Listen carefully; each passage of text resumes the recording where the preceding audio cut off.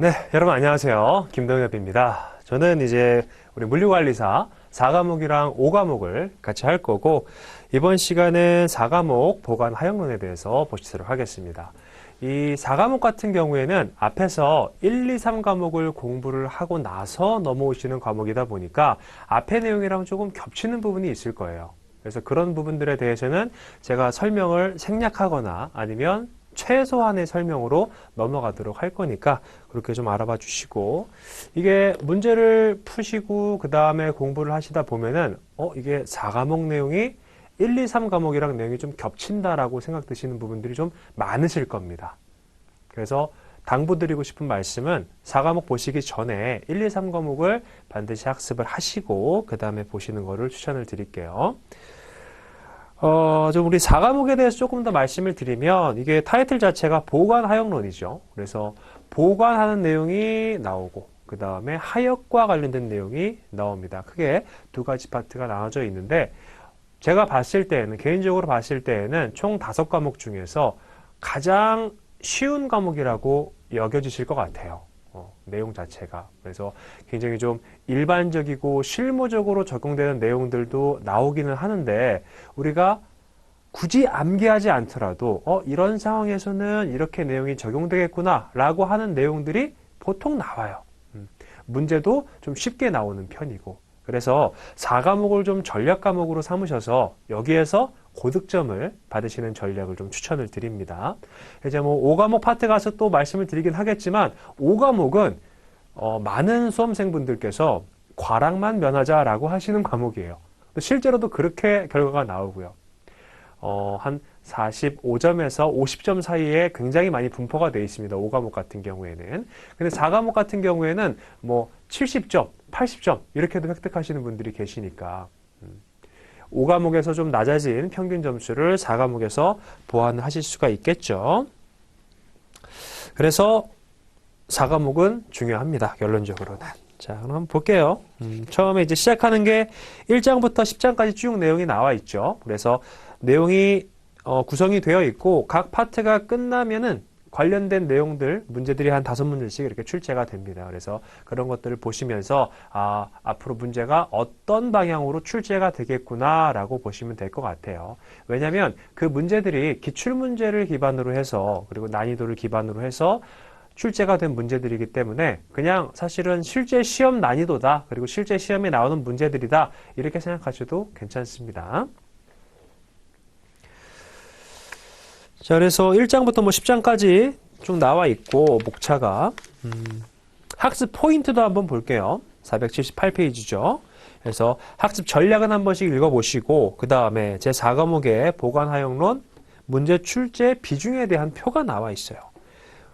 보면 뭐 그렇게 뭐 어떤 특정 파트에서 엄청 많이 나오거나 그런 파트들을 보면 보통 1장, 2장, 3장, 그리고 4장까지 여기에서 문제가 대부분 다 출제가 된다고 보시면 돼요. 그래서 앞에 부분만 잘 하셔도 과락은 안 당한다, 이렇게 보시면 되겠죠. 특히 이제 보관에 대한 내용이라든지 창고에 대한 어떤 개념들, 이런 것들 합치면 거의 한 10% 이상 출제가 됩니다. 그래서 중요도에 따라서 보시면 될 것 같고, 이게 뭐 예를 들어서 시험 날짜까지 한 3개월, 4개월 전부터 공부하신다, 그러신 분들은 실제 난이도를 따지지 않고 그냥 쭉 공부하셔도 돼요. 근데 시간이 좀 촉박하다라고 하시는 분들 있죠. 그런 분들은 좀 난이도를 생각을 출제 비율을 생각을 하셔서 많이 나오는 파트에서 공부를 해야겠구나라고 전략을 세우실 수가 있겠죠. 자, 그렇게 해서 한번 쭉 읽어보시면 될 것 같고, 그럼 이제 479페이지의 내용을 한번 보시도록 하겠습니다. 자, 1장에 보관의 개념과 창고의 분류가 나와 있고, 처음에 딱 뭐 기출문제든 아니면 본시험이든 마찬가지예요. 처음에 딱 4과목 문제를 보시잖아요. 그럼 1번 문제에 이 보관의 정의, 보관의 기능, 이 문제가 나와 있습니다. 뭐 거의 항상 나오는 것 같아요. 거의 99%는 나온다라고 보시면 될 것 같고, 그래서 보관이라고 했을 때는 우리가 되게 어렵게 생각하지 않으셔도 되는 게, 일상생활에서 굉장히 많이 발생하고 있습니다. 뭐 예를 들어서 내가 내일 아침에 뭔가를 먹겠다라고 했을 때에는 그 전날 저녁에 물품을 구매해가지고 집에다가 가져다 놓죠. 왜냐하면 아침에 사러 나갈 시간도 부족하고 촉박하니까. 그것도 보관의 일종이거든요. 마찬가지로 우리 산업에서 적용을 한다 했을 때에는 사용하고 싶은 그 순간이 있어요. 근데 그 순간에 물품을 구매하거나 아니면 제조할 수가 없으니까 시간적인 한계 때문에 어떻게 하는 거예요? 미리 물건을 만들어 놓고 보관을 하다가 적절한 타이밍에 사용할 수 있게 만드는 거죠. 사실 이게 보관의 핵심 내용입니다. 처음 한번 볼게요. 1번에 보관의 개요 나오죠. 개념, 정의 나오고. 자, 재화를 물리적으로 보존하고 관리하는 것으로 물품의 생산과 소비의 시간적 거리를 조정한다. 이 내용도 체크해 두셔야 되고, 궁극적으로는 시간적 효용을 창출하는 활동이다 라고 되어 있는 거 있죠. 그래서 문제가 출제가 되면은 보관의 기능을 물어보는데 보관하고 운송을 자꾸 비교해서 물어봐요. 그러니까 보관의 특징에 대해서 옳지 않은 것은 이라는 문제가 나오는데 중간에 어떤 보기가 껴있는 거예요? 운송의 특징이 껴있는 거예요. 그래서 그걸 잘 구분을 하셔야 되죠. 자, 그럼 보관의 주요 기능은 뭐가 있을까? 이거 하나하나 외우실 필요가 없습니다. 우리가 보관이라는 개념을 알고 있기 때문에 읽어보시면은 아, 당연히 그렇구나 라고 생각이 드실 거예요. 자, 먼저 1번에 운송비와 생산비의 절감 기능. 2번 수요와 공급의 조절 기능과 판매 시점의 조절 기능. 판매할 타이밍을 조절할 수가 있겠죠. 보관을 해놓으면. 쉽게 얘기하면 보관이라고 하는 것은 재고를 보관해 놨다. 이렇게 생각하시면 됩니다. 3번의 생산 측면에서의 기능. 생산을 하려면은 적어도 뭐 하루나 이틀 정도 시간이 필요하잖아요. 그런 것들을 조금 줄여주는 거고. 4번의 신제품 출시일 조정에 의한 마케팅 측면의 기능. 어떤 신상품이 딱 출시가 됩니다. 그럼 몇 월 며칠부터 판매하겠다라고 얘기를 해요. 그럼 그날부터 만드는 게 아니라 그날부터 판매를 해야 되는 거죠. 그럼 미리 물건을 쫙 만들어 놓고 재고를 이만큼 쌓아놔요. 그래야지만 판매를 할 수가 있으니까. 5번에 보관은 고객 서비스의 최전선이고 단순히 저장이 아닌 비용과 서비스의 트레이드 오프를 전제로 수송과 배송 간의 윤활유 역할을 수행한다라고 되어 있습니다. 자, 비용과 서비스의 트레이드 오프라는 말은 좀 설명이 필요할 것 같아요. 비용. 우리 사실 어디 마트라든지 어디 가게나 이런 데 가서 서비스를 이용을 하죠. 내가 비용을 지불을 하고 서비스를 이용하는데 이건 그런 개념보다는 그 서비스를 제공하는 사람 입장에서 봤을 때 본인이 서비스를 아주 잘 제공하고 싶어요. 그러면은 관리를 어떻게 해야 되죠? 관리를 아주 열심히 해야 되죠. 그러면 내부 인테리어도 꾸며야 되고 그 다음에 재고 같은 경우에도 하나 두 개만 갖다 놓는 게 아니라 고객이 언제 대량 주문할지 모르니까 많이 갖다 놔야 돼요. 즉 뭐예요? 서비스를 올리려면요. 비용도 많이 들어간다는 거예요. 그럼 반대로 나 서비스 별로 그렇게 신경 써서 하고 싶지 않다라고 한다면 마찬가지로 비용도 더 떨어지겠죠. 그런 개념이라고 보시면 됩니다. 그다음에 6번에 생산과 판매의 조정 및 수요 공급의 완충 역할, 그리고 집산, 분류, 검사 장소 등의 역할이라고 되어 있습니다. 보관 장소는 창고라고 생각하셔도 됩니다. 우리 보통 창고에다가 물건을 보관을 해 놓으니까. 그래서 그런 창고들, 물류 창고들 같은 경우에는 물건을 보관하는 역할이 과거에는 주된 역할이었습니다. 그냥 보관만 쭉 해놨었는데 언젠가부터 조금씩 바뀌기 시작했어요. 물건을 보관만 하는 게 아니라 이 물건에 어떤 작업, 가공이 들어가야 된다? 그러면 거기에서 직접 할 수도 있는 거죠. 간단한 작업 같은 경우에는. 또 추가로 어떻게 돼요? 보관만 했다가 물건을 내가 A, B, C라는 각 지점으로 보내고 싶어요. 과거에는 이 창고에 있는 물건을 다시 받아가지고 여기에서 이렇게 뿌려줬거든요. 근데 요즘은 어때요? 이렇게 배송 시스템 같은 경우가 당일 배송이라든지 새벽 배송이라든지 이런 것들이 생기면서 이걸 다시 물건을 빼와가지고 다시 뿌려주고 이럴 시간이 없어요. 어떻게 하는 거예요? 이런 창고, 보관 장소에서 그냥 바로 물건이 이렇게 분배될 수 있도록 만드는 거죠. 그래서 이 보관 같은 경우에는 날이 갈수록 중요해지고 있다. 이렇게 보시면 되겠고. 그래서 7번도 보면 물류 거점의 역할을 수행한다라고 내용이 나와 있죠. 자, 그 다음에 이제 오른쪽 같은 걸 보시면 오른쪽 면은 뭐 기출문제라든지 아니면 해당 페이지에서 조금 더 심화적으로 아셔야 되는 내용들 이런 것들을 넣어놓은 부분입니다. 여기에도 보면 보관의 기능이 아닌 것은 이라고 하는 기출문제가 나와 있죠. 이거 보면 한번 볼게요. 실제 기출문제고 1번을 보면 생산과 소비의 시간적 거리를 조정한다. 옆에서 봤던 내용이고요. 2번에 운반 활성화 지수의 최소화라고 되어 있습니다. 이거는 우리가 아직 운반 활성화 지수라는 개념을 배우지 않았기 때문에 문제를 못 푸는 게 맞아요. 근데 간략하게만 좀 설명을 드려보면 운반 활성화 지수라고 하는 것은 내가 앞에 있는 이 물건을 얼마나 쉽고 잘 옮길 수 있는 상태로 되어 있느냐라는 뜻이거든요. 예를 들면 바닥에 물건이 있어요. 두 번째는 컨베이어 벨트 위에 물건이 있어요. 그리고 뭐 팔레트 위에 물건이 이렇게 올라가 있어요. 그러면 이러한 상태에 있는 것들은 확실히 얘보다는 물품을 옮기기가 쉬운 상태일 겁니다. 그래서 이런 것들을 운반 활성화 지수가 높은 상태라고 얘기를 하고요. 얘가 낮은 상태라고 얘기를 하는 거예요. 그래서 이런 것들을 더 활성화, 최대화를 시켜놔야겠죠. 이게 보관의 기능 중에 하나이다. 그래서 여기는 최소화라는 말이 들어가서 이건 틀린 얘기가 맞고 3번에 뭐 제품의 집산이라든지 4번에 세금지불 연기 등의 금융 역할 이 4번이나 아니면 뭐 5번에 구매와 생산의 완충 보면 4번 같은 경우에는 보관의 기능에 대한 문제가 워낙 자주 많이 출제가 되다 보니까 이제 더 이상 낼 수 있을 만한 문구가 없어요. 그래서 지금 4번에 보시는 것처럼 세금 지불 연기 등의 금융 역할 아주 사소한 특징도 그냥 갖다가 넣는 거죠. 보기로. 근데 걱정하실 필요가 없는 게 실제 시험에서는 옳지 않은 거 혹은 옳은 거 고르는 거잖아요. 눈에 확 떠요. 그 답안이. 그래서 이런 것들은 크게 신경 쓰지 않아도 괜찮습니다. 이게 무슨 얘기냐면 실제 물건이 판매되기 전까지는 계속 보관해 놓는 상태잖아요.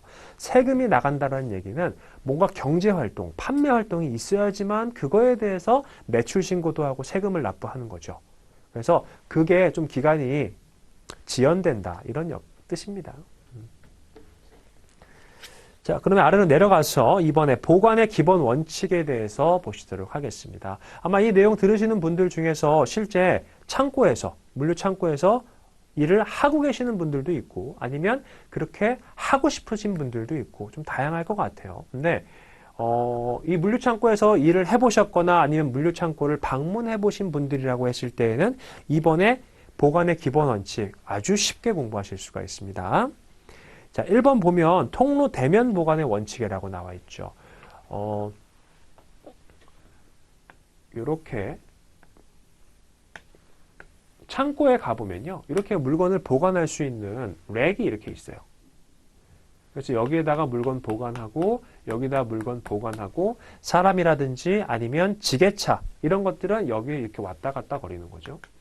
이런 구조는 아마 많이 보셨을 것 같아요. 굳이 뭐 창고가 아니다 하더라도 예를 들면 도서관이라든지 도서관 가면은 통로가 있고 양쪽에 책들이 있죠. 그런 구조라고 생각하시면 돼요. 그래서 통로가 서로 마주보는 상태로 보관하는 것이 원칙적인 내용이다 라고 하는 거죠. 그래서 창고 내에서 제품의 입고와 출고를 용이하게 하고 보관을 효율적으로 하기 위해서 통로면에 보관하는 것으로 창고 내 흐름을 원활히 하고 활성화하기 위한 기본 원칙이다. 근데 뭐 예를 들어서 엄청 좁은 그런 창고예요. 그러면 현실적으로 사용하기가 힘들겠죠. 자, 2번에 높이 쌓기의 원칙입니다. 우리 창고가 예를 들면 이렇게 높게 생겼어요. 근데 이거를 물건을 한 3단만 쌓아서 보관해야지 라고 했을 때에는 이 부분이 낭비가 생기는 거죠. 사용하지 않는 거예요. 그래서 최대한 활용할 수 있을 만큼 이렇게 높이 쌓는 것이 원칙적인 보관 방법이고 3번의 선입선출의 원칙입니다. 이거는 많이 들어보셨을 것 같아요. 먼저 들어온 물건을 먼저 내보낸다. 그래서 first in, first out이라고 해서 물품을 출고할 때 동일 상품 내에서는 먼저 입고된 제품을 먼저 출고한다라는 원칙이다. 이 원칙은 일반적으로 제품의 재고 회전율이 낮은 경우에 많이 적용된다라고 되어 있습니다. 뭐 예를 들어서 그 유통기한, 소비기한이 정해져 있는 물건들이 있잖아요. 그런 것들 같은 경우에는 들어온 순서대로 내보내지 않으면 먼저 들어왔던 것들이 뒤로 계속 밀리면서 상해가지고 판매할 수 없는 상황도 발생을 할 겁니다. 그래서 그러한 상황들을 방지하기 위해서 선입선출의 원칙이 있고, 다음에 보시면 2번에 선입선출 원칙의 주요 대상 품목이 있죠. 그래서 형식의 변경이 적지 않은 제품. 바꿔 얘기하면 형식의 변경이 많은 제품이에요. 뭐 예를 들면 3개월마다 한 번씩 신상품, 신제품이 나오는 그런 스펙을 가진 물품이 있다. 다음에 라이프 사이클이 짧은 거. 빨리빨리 소비해야겠죠. 다음에 보관 시 파손이나 감모가 생기기 쉬운 제품. 적어도 뭐 한 일주일만 보관했다가 나가야 되는 물품. 이런 것들 대상입니다. 다음에 4번의 명료성의 원칙입니다. 창고, 작업원의 시각에 따라서 보관되어 있는 제품을 용이하게 인식할 수 있도록 보관하는 원칙으로 보관품의 장소나 보관품 자체를 쉽게 파악할 수 있도록 해야 한다.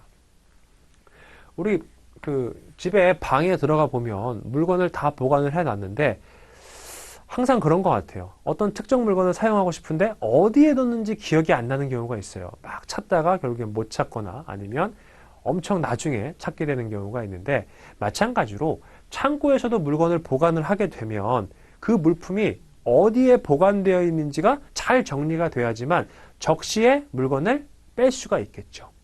그 내용입니다. 다음에 5번의 위치 표시의 원칙.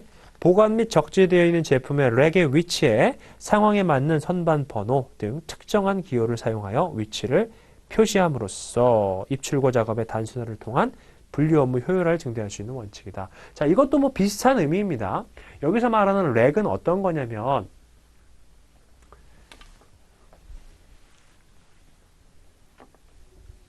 그 마트 같은 데 가보면요. 파레트라고 해서 이렇게 옆모습이 이렇게 생긴 게 있어요. 보통 나무로 만들거나 아니면 뭐 플라스틱으로 만든 그런 종류의 팔레트가 있는데 이 위에다가 보통 물건을 올려놓거든요. 창고형 마트라든지 그런 데 가보시면. 그래서 이렇게 물건이 쌓여져 있고, 보통 이것들은 운송 편의를 위해서, 운반 편의를 위해서 얘 하나를 단위화를 시켜 놓은 거예요. 그래서 팔레트는 보통 운반용으로 사용이 되는데 요즘은 워낙에 이제 대형마트들, 창고형 마트들이 생기다 보니까 그냥 이 팔레트형으로 적재되어 있는 상태 그대로 매장에다가 진열해 놓는 경우도 다수 있죠. 자, 그래서 이 팔레트 같은 경우는 물건이 보관되어 이렇게 적재가 되어 있는 상태로 창고에 보관이 돼야 돼요. 이거를 굳이 팔레트를 뺀 다음에 이 물건만 다시 보관해 놓고 물건이 출고될 때 다시 팔레트에다가 올려가지고 출고하고, 이게 너무 비효율적이잖아요. 그래서 보통 팔레트에 올라가 있는 상태로 물건을 보관을 하게 되는데 이 팔레트 단위 혹은 뭐 다른 운송 적재 단위, 그거에 따라서 물건을 보관해 놓을 수 있게 만들어 놓은 것이 지금 언급되어 있는 랙이라는 개념입니다. 그래서 팔레트 랙이다라고 얘기했을 때에는 랙이 이렇게 생겼어요. 이렇게 생겼고 여기마다 팔레트가 이렇게 들어가서 보관이 되는 겁니다. 그러면 지게차 같은 경우는 어떻게 하는 거예요? 여기 지금 팔레트 아래에다가 지게차 포크 있죠? 그걸 껴가지고 물건을 쭉 들어 올려요. 그 다음에 여기에다가 물건을 넣고 또 출고할 때에는 다시 여기 포크를 이용해서 여기다가 물건 팔레트를 잡아가지고 물건 내려서 출고하고, 이러한 과정을 겪게 되는 거죠. 그래서 렉에 대한 개념도 알아두시고. 6번의 회전 대응 보관의 원칙입니다. 보관할 물품의 장소를 회전 빈도수에 따라 정하는 원칙. 회전 빈도수는 잘 팔리는 물품들 같은 경우에는 들어왔다가 바로 나가겠죠. 이게 회전 빈도수가 높은 상황이에요. 근데 잘 안 팔려요. 인기가 없는 물품 같은 경우에는 보관되고 나서 일주일, 한 달, 1년 이렇게 계속해서 보관만 되고 있어요. 이런 것들은 회전 빈도수가 낮은 물품이다 라고 표현을 합니다. 그래서 회전 빈도수에 따라서 정하는 원칙으로 입출하 빈도의 정도에 따라 보관 장소를 결정하는 것을 말한다. 자, 예를 들어서 여기가 입출구예요.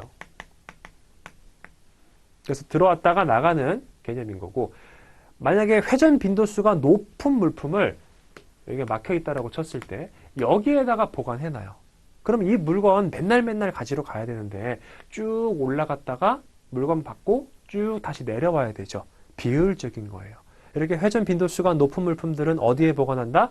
출입구 가까운 데다가 여기다 보관하면 물건 짚고 나가고 되게 효율적으로 바뀌겠죠. 그 내용이고, 다음에 7번의 동일성 및 유사성의 원칙을 보면 비슷한 물품들, 똑같은 물품들을 비슷한 장소에다가 모아놓는다라는 겁니다. 그래서 우리가 마트를 가보면 뭐 이렇게 평면도가 있으면 뭐 예를 들면 여기에는 뭐 농산물, 그다음에 뭐 여기에는 수산물 이런 식으로 모여져 있죠. 그것처럼 보관 같은 경우에도 비슷한 물건들끼리 모아놓는 것이 좋다. 그래서 모아서 보관을 하자라고 하는 게 동일성 및 유사성의 원칙입니다. 다음에 8번의 중량 특성의 원칙. 우리 보통 물건을 위로 이렇게 쭉 쌓아 올린다라고 했을 때는요, 뭐 중량의 차이가 없다라고 했을 때는 모르겠는데 중량 차이가 있어요. 예를 들면은 어떤 상자는 1kg짜리, 어떤 상자는 100kg짜리예요.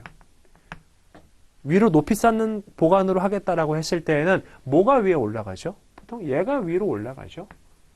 이렇게 구성이 되고, 이게 지금 8번에서 말한 중량 특성의 원칙입니다. 좀 무겁거나 부피가 커다란 물건들 같은 경우에는 아래쪽으로, 가볍거나 부피가 작은 물품들 같은 경우에는 위쪽으로 보관하는 개념인 거고. 다음에 9번의 형상 특성의 원칙. 표준화된 제품은 랙에 보관하고 표준화되지 않은 제품은 형상에 부응하여 보관한다. 우리가 보통 팔레트 위에 적재된 물건이다라고 했을 때에는 다들 생각나시는 게 제가 지웠는데 이렇게 팔레트 위에 물건이 올라가서 이렇게 뭐 생겨있는 요 한 단위가 기억이 나실 거예요. 근데 이렇게 들어왔다 물건이? 그러면 그냥 랙에다가 넣으면 돼요. 근데 형상이 되게 통일되지 않은 것들이 있죠. 아니면은 뭔가 이렇게 네모 형태나 동그라미 형태, 세모 형태 이런 것들이 아니라 뭐 예를 들어서 이렇게 생긴 물건이다. 그러면 되게 보관하기 애매하거든요. 그럼 이런 물건들 같은 경우에는 보관을 안 하느냐? 그건 아니죠. 이 생긴 것대로 그냥 보관을 하는 거예요. 그래서 예를 들면 랙을 좀 더 이렇게 크게 만들어 가지고 보관을 한다라든지 그런 방법을 사용할 수가 있겠죠. 자, 그렇게 해서 9가지 개념 지금 보신 거예요. 보관의 기본 원칙을 보셨는데 이 보관의 기본 원칙에 대한 내용이 시험에 출제가 되면 어떤 식으로 나오냐면 지금 뭐 예를 들면 1번에 통로대면 보관의 원칙이 있죠. 그 아래 나와 있는 설명을 줍니다. 이렇게 네모 박스에 창고 내에서 제품의 입고와 출고를 용이하게 하고 이런 내용들을 쭉 써줘요. 그 다음에 여기에서 설명하는 보관의 원칙은 뭐냐? 그래서 1번 통로대면의 원칙, 2번의 형상 특징의 원칙 이런 것들이 쭉 나오게 되는 거죠. 난이도 어렵지 않습니다. 어렵지 않고 이게 우리가 시험이 객관식 문제다 보니까 정확하게 뭐 이거 쓸 줄 알아야 되고 그러지 않아요. 그냥 이거 설명을 보고 이거 보기 중에 이 내용이구나 이렇게 캐치만 하실 수 있으면 됩니다. 그래서 그 정도 수준으로 학습하시는 걸 좀 추천드리고, 자, 그러면 이제 3번으로 넘어가서 보관 시스템의 주요 형태를 보시도록 할게요. 자, 이것도 꽤 자주 나오는 그런 문제이고 매 시험에 나오는 건 아니에요, 얘는. 근데 뭐 적어도 한 3년 개년에 한 번씩은 그렇게 출제가 된다라고 보시면 되겠습니다. 자, 보면 보관 시스템의 주요 형태라고 해서 지금 3가지 그림이 나와 있죠. 이렇게, 이렇게, 이렇게 나와 있어요. 그리고 보면 ABC, ABC, ABC가 딱 그려져 있는데 삼각형 형태의 A, B, C 보면 어때요? C는 되게 많죠. B는 조금 줄어들고 A는 많이 적어요. 두 번째 거 같은 경우에는 A가 오히려 엄청 많고 B가 조금 줄어들고 C가 가장 적습니다. 마지막 것도 두 번째 거하고 동일하게 생겼죠. 그러면 이 각각의 삼각형이나 역삼각형이 어떤 걸 의미하느냐? 자, 보면 처음에 보관 품목수라고 나와 있습니다. 보관 품목수. 보관 품목수라고 한다면 내가 똑같은 예를 들면 이 분필을 100개를 가지고 있다. 이렇게 표현하는 게 아니라 하얀색, 그 다음에 파란색, 노란색 분필이 있죠. 이건 보관 품목수가 몇 개인 거예요? 3개인 거예요. 이걸 나타내는 게 보관 품목수 수큐라고 얘기를 합니다. 그래서 보관 품목수가 A 형태다 그러면 얼마 없다는 거예요. 품목 수량 자체가 종류가 많지 않다. 근데 C 형태다 그럼 종류가 많다라는 뜻이고, 그 다음에 두 번째 보관 수량이죠. 얘는 A 형태라고 했을 때는 보관 수량이 많다라는 뜻이 됩니다. C는 반대고, 그 다음에 마지막 거는 회전율을 가리키고요. 예, A가 가장 높은 거, C가 가장 낮은 게 되겠죠. 자, 그래서 우리가 시험에 나오는 그런 요 세 가지 조합의 형태가 1번부터 5번까지 나와 있는 겁니다. 1번을 한번 볼게요. A 형태죠. 걔는 지금 이 위에 거 얘기하는 거예요. A 형태. 이게 뭐냐? 보관 품목수는 적죠. 좁으니까. 근데 보관 수량이 많고 회전율도 높아요. 이러한 종류의 물품을 나타내는 용어라고 보시면 되고, 맥주라든지 청량음료, 시멘트 등 입출고가 빠른 물품들, 판매가 굉장히 잘 일어나는 그런 물건들을 얘기하는 거죠. 보관 설비는 평지 보관이나 플로레카, 주행 대차를 많이 이용하며, 주행 대차는 위치 제어를 할 수 있는 유닛이라고 보시면 됩니다. 단시간에 대량 처리가 가능하기 때문에 편리하다라고 되어 있는 거죠. 그래서 보관 시스템 중에서 A 형태의 물건으로 적합한 것은 무엇이냐 라고 한다면 여기에 예시가 나와 있는 거 고르시면 되고, 반대로 이런 예시를 줘요. 맥주라든지 시멘트라든지 입출고가 빠른 물품들 관련해서 보관할 수 있는 보관 시스템의 주요 형태로 적절한 것은 뭐냐? 그러면 A 뭐 이런 것들 중에서 고르시면 되는 거죠. 2번 보면 AAC 형태가 나오죠.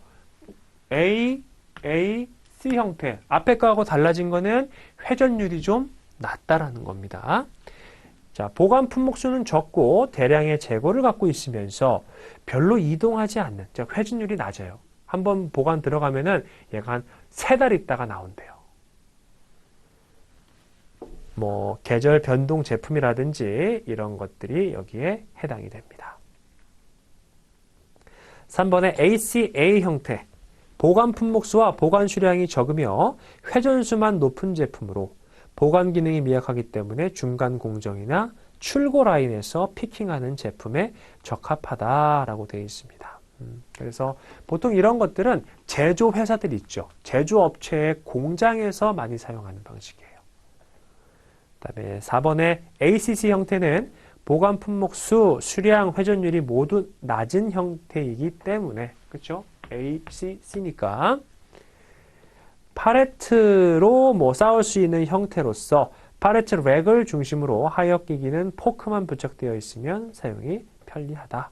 네, 마지막으로 CAA 형태는 품목수, 보관 수량은 많고요. 회전율도 높아요. 그래서 관리가 매우 복잡한 형태로 고층 렉, 그러면 아까 전에 제가 렉을 설명드렸죠? 이게 높게 있다라는 거예요. 높은 형태의 렉이고, 모노레일 또는 스태커 크레인의 조합을 통해서, 스태커 크레인 같은 경우에는 뭐 컨테이너라든지 이런 것들을 찝어가지고 올릴 수 있는 크레인입니다.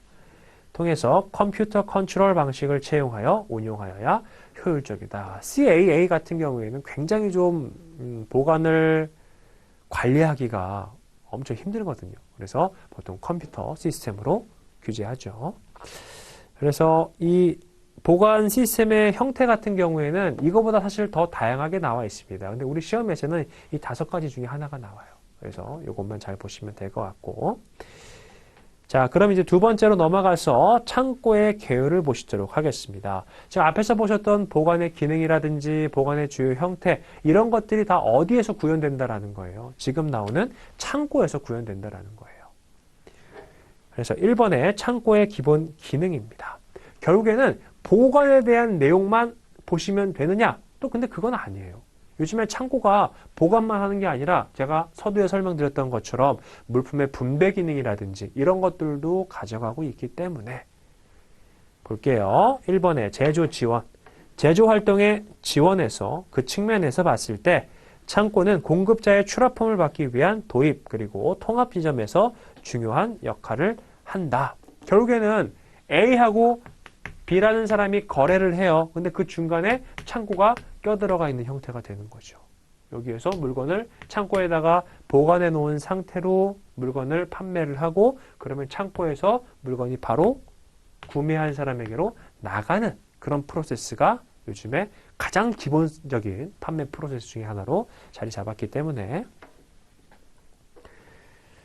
자, 그래서 기업은 원재료, 부분품, 부품, 보급품을 다양한 공급업자에게 주문하고 이것은 완전 적재를 통해 자사 공장과 가장 가까운 창고로 운송이 되게 됩니다. 그래서 그 아래 보시면 이제 1번부터 쭉 나와 있는데 소로트 생산은 현재 수요에 맞는 수량을 생산함으로써 전체 로지스틱스 시스템의 재고량을 최소화시키지만 설치 및 라인 변경 비용을 증가시킨다. 뭐 이거 1번은 그냥 한번 참고 삼아 알아두시면 될 것 같고 2번 대량으로 제품을 생산할 경우에 총 비용 면에 있어서 단위당 생산 비용을 줄이고 주어진 설비의 생산 능력을 최대한 활용할 수 있다. 그래서 창고를 활용을 하면 이런 이점이 있다라고 보시면 되겠습니다. 그다음에 세 번째 MRP라고 되어 있죠. 이거 MRP 같은 경우에는 자재 소유량 계획이에요. 그래서 Material Requirements Planning 의 줄임말이고 전통적인 방식은 즉 이 자재를 얼마나 소유할 것이냐 과거에는 어떻게 했었어요? 그냥 일단은 물건 만들어내는 거예요. 재고를 막 만들어내는 거죠. 왜냐? 이게 언젠간 팔릴 거니까. 그러니까 보관 비용이라든지 아니면 내가 물건을 미리 만들어 놓음으로써 이 물건이 진부화가 되고 혹은 물건이 손상되고 판매할 수 없는 상태가 되고 이런 것들을 고려하지 않고 얘는 그냥 판매가 될 거야 라고 가정을 하고 미리 만들어서 재고로 만들어 놓는 방식이었죠. 그래서 밀어내기 방식이라고 얘기를 합니다. 왜냐하면 재고가 이렇게 보관돼 있죠. 얘네들이 주문 들어올 때마다 그냥 쭉쭉 나가는 거니까 밀어내기 방식이라고 했었어요. 그래서 이것은 MTS, Make to Stock이죠. 재고를 생산하는 방식입니다. 생산 계획은 공장의 능력과 용량에 기인하고 제품이 곧 판매될 것이라는 예측에 의해서 만들어진다. 근데 이게 시간이 지나다 보니까 되게 조금 비효율적이라고 생각이 들기 시작한 거예요. 왜냐하면 한 일주일만 지나면은 물건이 판매가 불가능한 상태로 바뀌어요. 그러면 괜히 그냥 물건 만들어 놓고서 폐기해야 되고 돈 날리고 시간 날리는 거죠. 그러다 보니까 어떻게 하는 게 조금 더 효율적으로 생각이 됐느냐? 물건이 이번 달에 10개가 판매가 됐어요. 그 전달에는 뭐 한 9개, 또 그 전달에는 11개, 또 그 전달에는 한 10개 정도. 이렇게 쭉 보니까 아 이거 물건이 한 달에 한 10개 정도가 평균적으로 판매가 되는구나 라고 하는 거죠. 이런 게 예측이 가능하면 어떻게 되는 거예요? 아 그러면 내가 다음 달에 판매될 물품은 언제쯤 만들면 보통 주문이 들어오는 시기에 맞춰가지고 나갈 수 있겠구나. 그래서 굳이 재고를 안 만들어 놓는 거죠. 그래서 이러한 방식을 고객의 주문 대비 끌어당기기 풀 방식이라고 얘기를 하고요. JIT 시스템으로 정보에 의존한다라고 나와 있죠. 이 JIT 같은 경우에는 뒤에서 따로 파트가 구성되어 있기 때문에 좀 자세하게 보시긴 할 거지만 Just in Time의 줄임말입니다. 그래서 일본의 자동차 회사가 처음 도입한 개념이고 재고를 만들어내는 개념이 아니라 필요할 때 생산한다라는 거예요. 그래서 이것은 MTO죠. Make to Order 생산 방식으로 수요에 대한 지속적인 조사에 기초하게 됩니다. 사실은 앞에서 보셨던 MTS 방식이 일하는 사람 입장에서 보면 되게 편해요. 왜냐면 그냥 재료 들어왔어요. 그 다음에 근무 시간이에요. 그럼 그냥 만들면 되니까. 만들어가지고 보관해 놓으면은 언젠간 팔릴 거니까. 되게 심플하게 생각하는 거죠. 근데 MTO 방식으로 바뀌게 되면서 이제 뭐가 생긴 거예요? 판매량도 예측해야 되고 그 다음에 원재료 같은 경우에도 이 MTO 방식에서는 막 쌓아놓지 않습니다. 내가 생산할 타이밍에만 원재료가 들어오면 되는 거니까 이것도 관리를 해줘야 돼요. 관리하는 내용이 굉장히 복잡해지고 다양해졌죠. 근데 그럼에도 불구하고 굉장히 재고 관리에, 창고 보관에 효율적인 방식이라고 판단이 들어서 요즘은 다 이렇게 관리를 하고 있습니다. 그래서 저스트 인 타임 방식은 뒤에서 더 자세히 보실 거고요. 자, 이번에 제품 혼합입니다. 물적 유통 그리고 아웃바운드 관점에서 창고는 제품을 혼합하거나 아웃바운드를 통합하거나, 즉 아웃바운드 같은 경우에는 우리 창고에서 물건이 나가는 걸 얘기하는 거거든요. 자, 그래서 예를 들어보면 창고가 여기 하나가 있고요. 물건이 이렇게 A, B, C라는 공장에서 각각 따로따로 와요. 그러면 이게 물건이 쭉 들어오죠. 그럼 이거를 하나로 취합해가지고 여기에서 한 번에 나가는 이런 프로세스를 생각하시면 됩니다. 소분류를 담당한다. 그리고 뭐 이렇게 요즘에 물류센터 그 구인 광고, 구직 광고 이렇게 많이 있잖아요. 그렇죠? 그런 것들 보면은 이렇게 소분류하는 그런 작업들도 많이 있습니다. 제품 혼합은 여러 곳의 공장에서 다양한 제품을 하나의 중앙 창고로 집화하는 것. 모은다라는 개념이죠. 집화한다. 각 공장은 기업이 생산하는 총 제품의 일부분을 생산을 하는 거죠. 그래서 얘가 일부분, 얘가 일부분 이렇게 생산을 해서 한 번에 모아가지고 활용하겠다라는 거고. 그다음에 3번에 판매 물류의 흡수 기능이 있습니다. 판매 물류가 하던 역할의 일부를 조금 가져온 거예요. 창고에서. 창고는 물류 활동 통합 및 정보 지원 활동을 한다. 이러한 활동은 저장보다 제품의 흐름을 강조하고 보관 기능에서 유통 분배 기능으로 전환되고 있다. 보관 기능이 강조되던 창고는 과거 스타일입니다. 지금은 어때요? 유통에 조금 더 초점이 맞춰져 있어요. 어차피 물건은 창고를 통했다가 나갈 거니까 이 과정이 원활해야 된다는 거죠. 창고가 아웃바운드 통합에 사용될 때에는 다양한 제조 위치에서 한 중앙 창고 설비 사이에는 완전 적재가 이루어진다. 창고는 여러 공장에서 모인 제품을 통합하고 고객에게 한 번에 배송한다. 집화한다라는 개념인 거고. 자, 그 다음에 4번의 소분 창고의 기능입니다. 소분 창고는 제조 공장으로부터 대량으로 몇몇 고객의 주문이 한 번의 주문으로 모이게 된다. 창고에서 선정을 받았을 때 이것은 창고의 지원을 받을 수 있는 지리적인 영역 내에서 부분 적재보다 더 작게 케이스 단위로 소분류되어 고객에게 보내진다라는 거죠. 자, 이런 거 생각하시면 돼요. 뭐 예를 들면 요즘은 뭐 워낙에 해외 물품들이 한국에 많이 들어와 있기도 하고, 그 다음에 필요한 경우에는 직접 직구해가지고 구매할 수도 있죠. 그런데 우리 기업들 같은 경우에는 보통 비즈니스를 하는 경우에 보면 어떤 식으로 하는 경우가 있냐면 되게 인기 있는 어떤 과자가 있어요. 근데 그런 과자가 이렇게 대용량으로 있습니다. 그럼 이런 것들을 해외에서 구매해가지고 창고로 갖고 들어와요. 그 다음에 어떻게 하는 거예요? 이거를 이만큼씩 다 나누는 거예요. 소분하는 거예요. 1, 2, 3, 4, 5, 6 이만큼씩. 소분된 상태로 판매를 하죠. 그런 역할도 어디서 하는 거예요? 창고에서 한다고 보시면 됩니다. 자, 그래서 2번을 보시면 이렇게 창고가 역할을 하는데 그러면 창고의 종류가 하나밖에 없느냐? 그게 아니에요. 창고의 종류가 굉장히 많습니다. 그래서 이 부분 같은 경우에도 기출로 많이 등장하는 개념이니까 잘 보셔야겠죠. 자, 먼저 이제 큰 카테고리로 분류를 해놨습니다. 1번에 구조에 따른 분류예요. 1번을 보면 재래식 창고라고 되어 있죠. 자, 우리가 과거부터 창고다라고 했을 때 머릿속에 딱 떠오르시는 개념이 있죠. 요즘 스타일 말고 과거 스타일로. 그게 재래식 창고예요. 아무것도 없어요. 예를 들어서 그냥 이렇게 창고 건물이 있죠. 안에 딱 문 열고 들어가 봤더니 아무것도 없어요. 뭐 기계도 없고 아무것도 없고 그냥 바닥만 있어요. 그것도 재래식 창고입니다. 현재 우리나라에서 가장 많이 보유하고 있는 재래식 창고를 말한다. 단층이나 2층 그리고 뭐 다층으로 설치되어 있고요. 창고의 내부에 아무런 설비도 없고 일부 부분적으로 선반을 설치하여 사다리로 오르고 내리고 이렇게 하는 설비를 갖춰 놓은 곳도 있다라는 거죠. 뭔가 컴퓨터 시스템이라든지 이런 거하고는 완전히 거리가 먼 예전 스타일의 창고라고 보시면 됩니다. 그래서 뭐 되게 무거운 중량물이라든지 부피가 엄청 큰 물건이라든지 이런 것들을 보관하기에는 좀 한계가 있겠죠. 자, 이번에 기계화 창고입니다. 렉 시설을 하고 아까 봤던 이 창고 안에 이제 렉이 올라가 있는 거예요. 렉이 이렇게 설치가 돼 있어요. 지게차라든지 크레인, 컨베이어 등에 의해서 운영이 되고 입출고 방식에는 수동 운전 방식, 그다음에 수동 원격 조정 방식 이런 것들이 있습니다.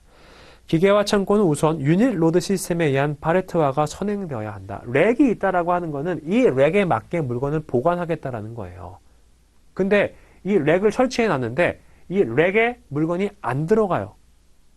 안 되겠죠? 또 이 뭐 팔레트라든지 렉이라든지 잘 갖춰 놨는데 팔레트를 이 2단이나 3단 렉에 올릴 수 있는 지게차라든지 크레인이라든지 이런 게 없어요. 그것도 안 되는 거예요. 그래서 이런 것들이 선행되어야 한다는 거고. 그 다음에 마지막에 3번. 지금 이제 재래식 창고보다 기계화 창고가 조금 더 진보됐고, 기계화 창고보다 지금 보시는 자동화 창고가 훨씬 더 진보된 개념이라고 보시면 되겠죠. 그래서 컴퓨터에 의한 정보 처리 시스템과 입출고 시스템이 짝을 이루어 온라인으로 운영되는 시스템이다. 물품의 보관보다는 결국에는 보관을 하기 위해서는 사람이 들어가야 되거든요. 예를 들면 지게차를 운전하거나 이런 것들이 보통 사람이 하는 거니까. 근데 작업 효율에 중점을 두고 설계합니다. 어떤? 흐름에, 유통에 중점을 준다라는 거죠.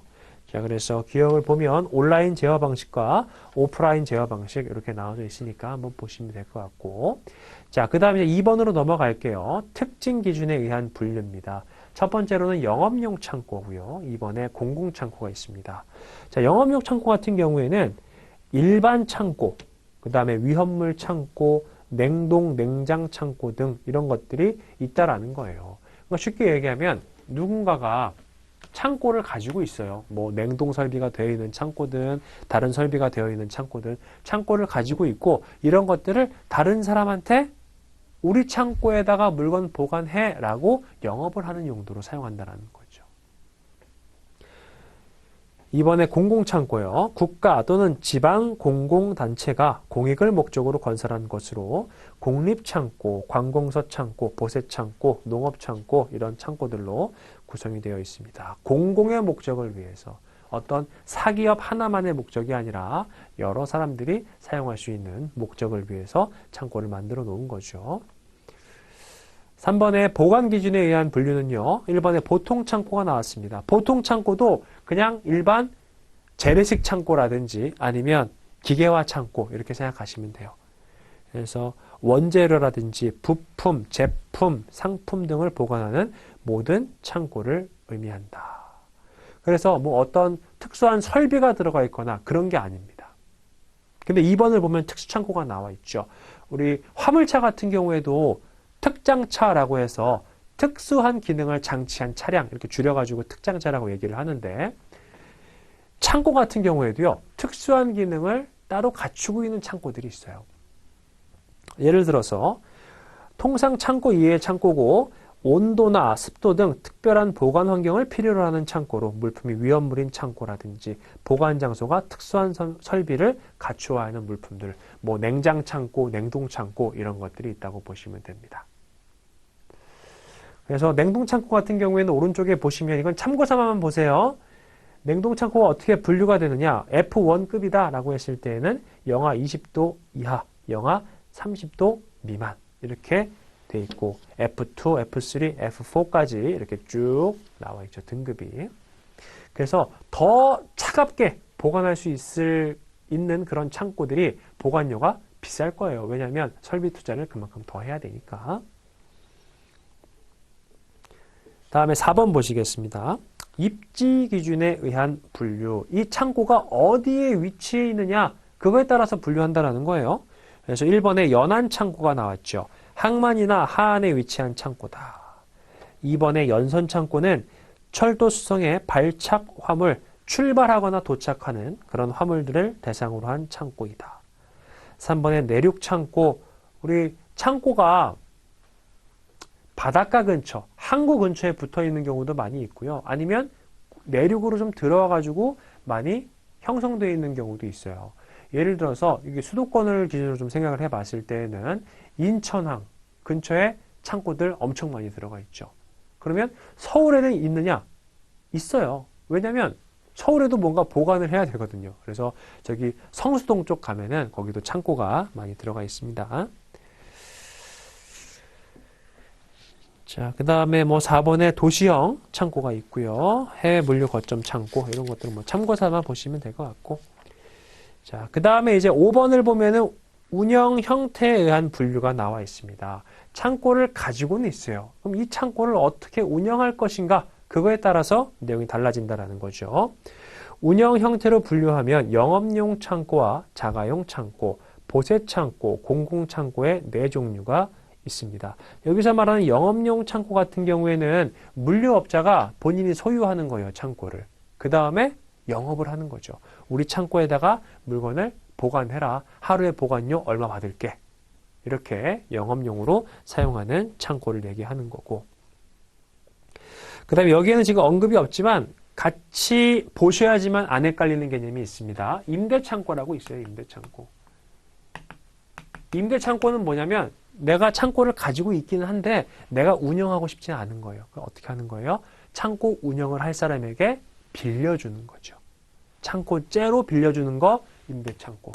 본인이 직접 영업을 하기 위해서 사용하는 창고, 영업용 창고. 이렇게 두 개를 구분해서 알아두셔야 됩니다. 이거 정리 안 해놓으면 끝까지 헷갈려요. 자, 그래서 뭐 자가용 창고, 본인이 스스로 사용하는 창고고요. 그 다음에 뭐 보세 창고, 공공 창고 있는데 공공 창고 같은 경우에는 앞에서 보셨으니까 넘어가고 보세 창고를 좀 설명을 드려볼게요.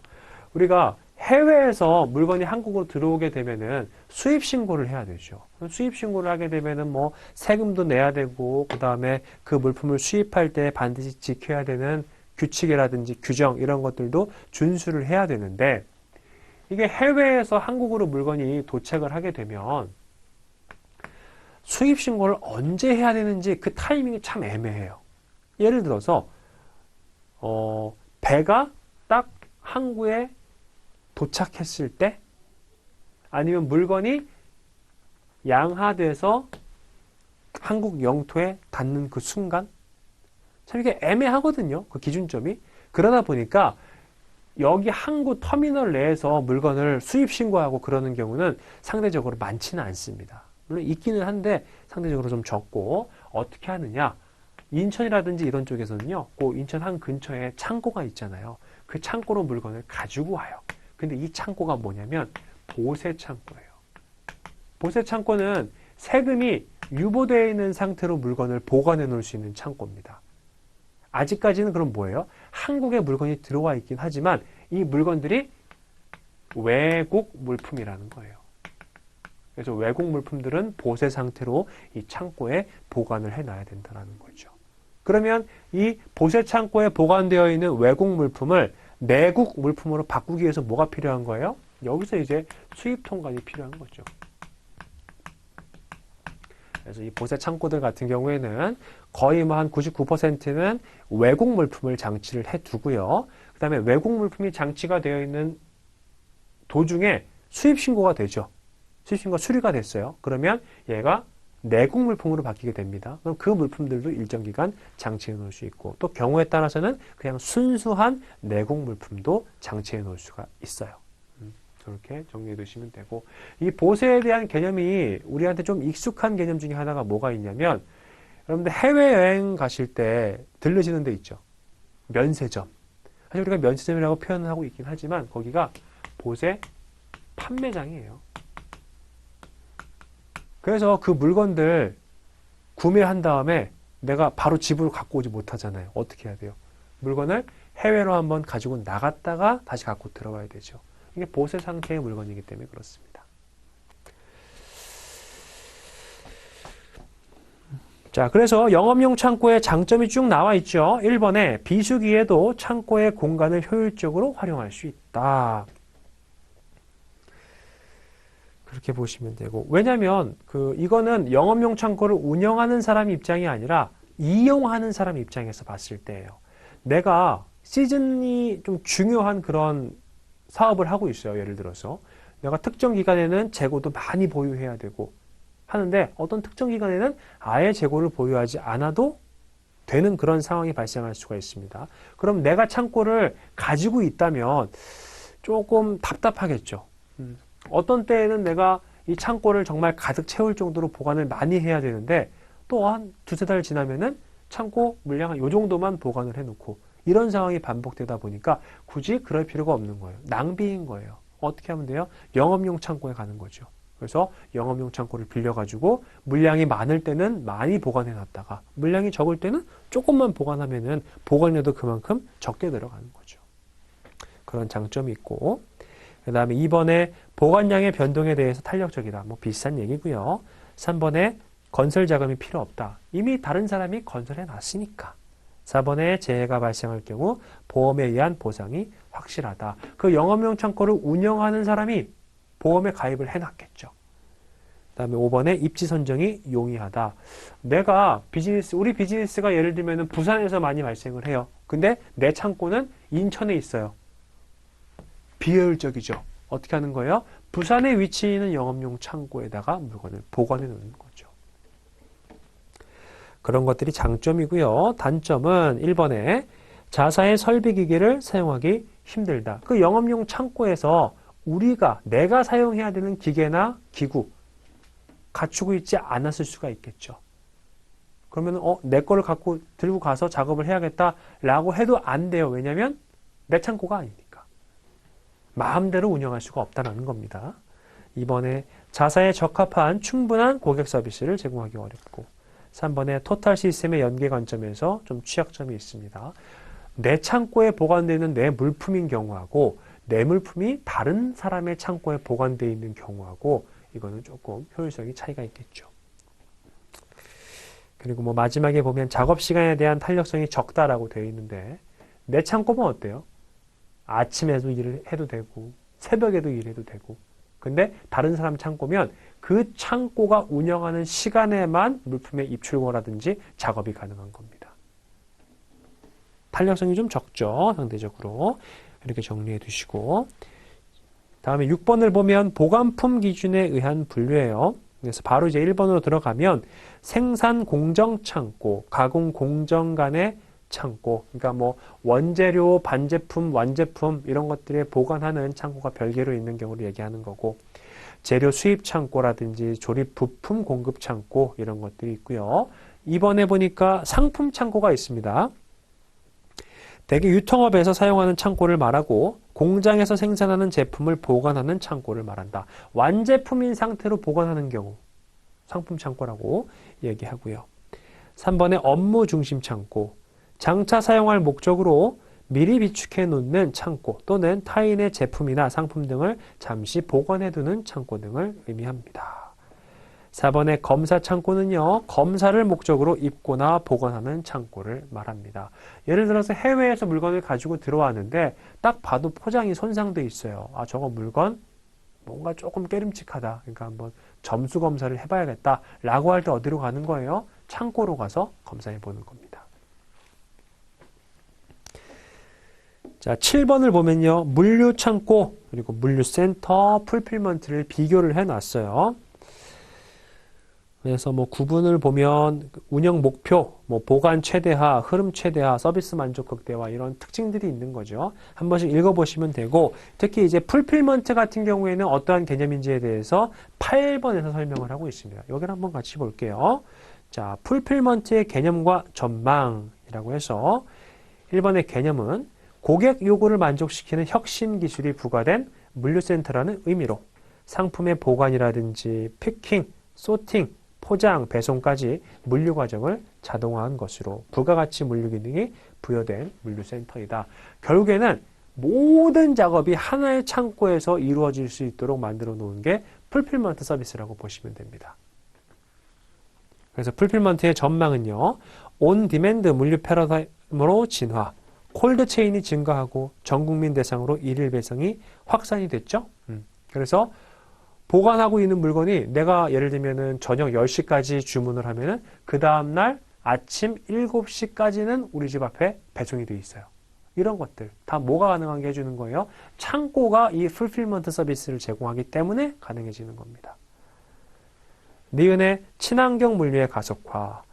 요즘 뭐 친환경에 대한 얘기들이 많이 나오고 있죠. 우리 여기 물류센터라든지 이런 쪽도 친환경으로 운영하기 위해서 노력을 많이 하고 있어요. 유해물질 최소화, 녹색 구매, 청정 생산 활동, 친환경 운송 혁신 뭐 이런 것들이 있고, 그래서 협업 사례 증가 및 신규 시장 개척, 물류 가치 사슬 효율성을 위한 협업이 증가하고 새로운 시장으로 진출하고요. 그 다음에 한국형 풀필먼트 플랫폼을 수출을 하죠. 그래서 한국 같은 경우가 굉장히 이런 뭐 배송이라든지 배달 이런 것들의 어떤 발전도가 굉장히 크거든요. 그래서 이런 플랫폼 혹은 이런 뭐 그 풀필먼트 자체를 해외에다가 그대로 수출하는 경우도 많이 생겨나고 있습니다. 자, 그렇게 해서 1장에 대한 내용들을 쭉 한번 보셨고, 자, 그 다음 페이지를 보시면요, 이렇게 바로 문제가 연결이 돼 있어요. 앞에서 말씀드렸던 것처럼 이 문제들 같은 경우에는 실제 시험 난이도하고 굉장히 유사합니다. 그래서 이렇게 시험에 나온다라고 보셔도 돼요. 자, 한번 볼게요. 1장의 핵심 문제 나오고, 1번. 다음 중 보관의 주요 기능으로 옳지 않은 것은 무엇인가? 라고 되어 있습니다. 앞에서 봤던 거하고 거의 똑같죠. 근데 다른 회차의 문제예요. 자, 1번에 운송비와 생산비를 절감할 수 있다. 2번에 수요와 공급을 조절한다. 3번에 판매 시점을 조절할 수 있다. 4번에 운반 활성화 지수가 어떻게 된다고요? 최소화가 아니라 최대화를 시켜야 된다는 거죠. 답은 4번입니다. 5번에 물류 거점의 역할을 수행한다. 내용 맞죠? 자, 그렇게 보시고 다음에 2번입니다. 자, 이 형태에 대해서 물어보고 있는 문제예요. 보관 품목 수는 적고 대량의 재고를 갖고 있으면서 별로 이동하지 않는 계절 변동 제품의 보관 시스템으로서 옳은 것은 무엇인가? 라고 되어 있습니다. 자, 그럼 이것들은 우리가 그 기억하고 계시는 삼각형의 형태 있죠? 첫 번째 거는 정삼각형, 두 번째 거는 세 번째 거는 역삼각형이었어요. 그래서 여기 A, B, C를 그리시고 이렇게 쭉 해보면 여기서 문제에서 주어졌죠. 보관 품목수는 적다. 그럼 뭐예요? 적은 거니까 A가 되는 거고. 그 다음에 대량의 재고를 갖고 있대요. 여기가 A죠. 그럼 얘가 대량의 재고를 넓으니까 갖고 있는 거고. 그 다음에 별로 이동하지 않는데요. 그럼 얘는 어디예요? 세 번째 거는 여기 아래 C가 되겠죠. 그래서 A, C가 답이 됩니다. 그래서 이게 여기 이 문제를 맞추기 위해서 중요한 건 뭐냐면 일단 삼각형이 이렇게 구성되어 있다는 걸 아셔야 되고 그 다음에 여기가 A, B, C 들어가야 되는 거죠. 그리고 나서 이 삼각형은 품목수를 의미하고 얘는 뭘 의미하고 얘는 뭘 의미하고 이것만 알아두시면요. 문제 나오면 금방 맞추실 수가 있습니다. 3번. 다음에서 설명하는 창고의 종류로서 옳은 것은 무엇인가? 우리 창고의 종류 쭉 한번 보셨죠? 네오박스에 보니까 컴퓨터에 의한 정보 처리 시스템 및 입출고 시스템을 통하여 온라인으로 운영되는 창고다라고 되어 있습니다. 이건 뭐예요? 3번의 자동화 창고를 얘기하는 거죠.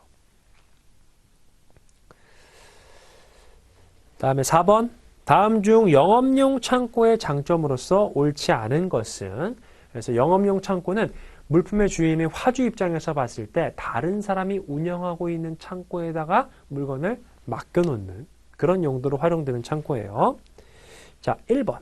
비수기에도 창고의 공간을 효율적으로 활용할 수 있다. 2번에 보관량의 변동에 대해서 탄력적이다. 3번에 창고 건설 자금이 필요하다. 자, 다른 사람이 지어놓은 창고에 내가 들어가는 겁니다. 건설 자금이 필요가 없겠죠. 답은 3번.